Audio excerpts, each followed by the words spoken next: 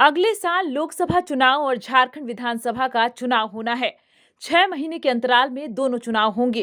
पहले लोकसभा का चुनाव होगा और उसके बाद विधानसभा का चुनाव होगा। अभी 1 वर्ष का समय चुनाव में है, लेकिन झारखंड में चुनावी चौसर सजना शुरू हो गया है। पहले चुनावी चौसर कोल्हान में सजा और अब यह चौसर संथाल में सजेगा।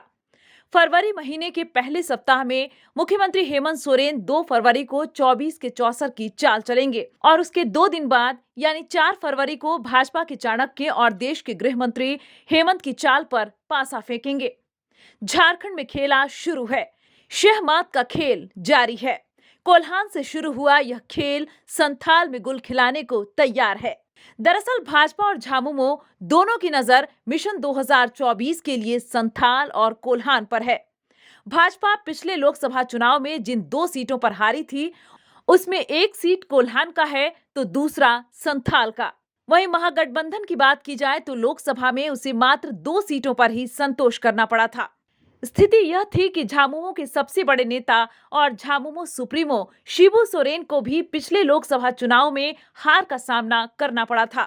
वहीं 6 महीने बाद हुए झारखंड विधानसभा के चुनाव में तो भाजपा को कोल्हान में बुरी तरह से हार का सामना करना पड़ा था। इस प्रमंडल में भाजपा को एक भी सीट नहीं मिली थी। मुख्यमंत्री रहते हुए रघुवर दास को हार का सामना करना पड़ा था। इधर संथाल के 18 विधानसभा सीटों में से भाजपा को मात्र 4 सीटें मिली थी। 2 फरवरी को झामुमो का स्थापना दिवस है। इस दिन दुमका में झामुमो का महाजुटान होगा।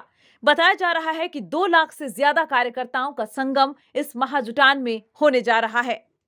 जानकारी के अनुसार झामुमो से भाजपा में गए हेमलाल मुर्मू की घर वापसी हो सकती है।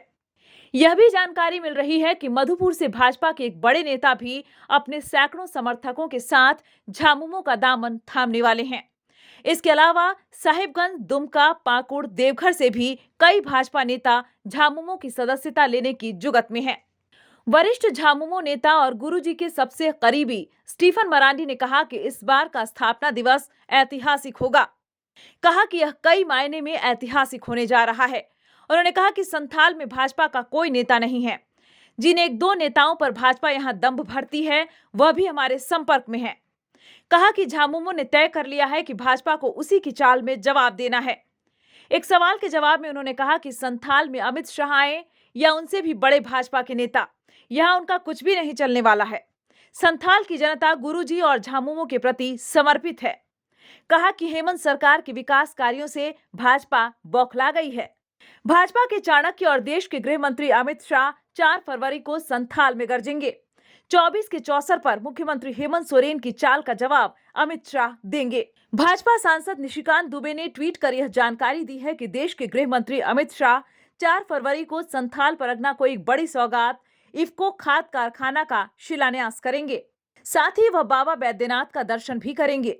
जानकारी के अनुसार खाद कारखाना के शिलान्यास के बाद वह एक जनसभा को भी संबोधित करेंगे।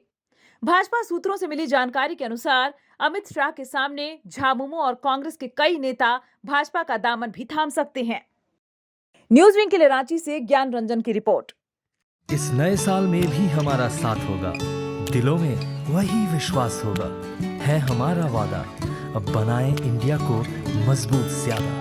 Wish you all a very happy new year.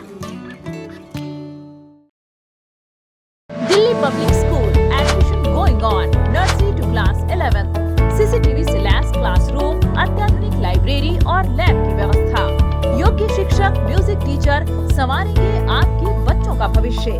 Girls boys के लिए हॉस्टल, आरओ के जरिए पेयजल समेत तमाम मूलभूत सुविधा। तो जल्द कराएं अपने बच्चों का एडमिशन। Delhi public school.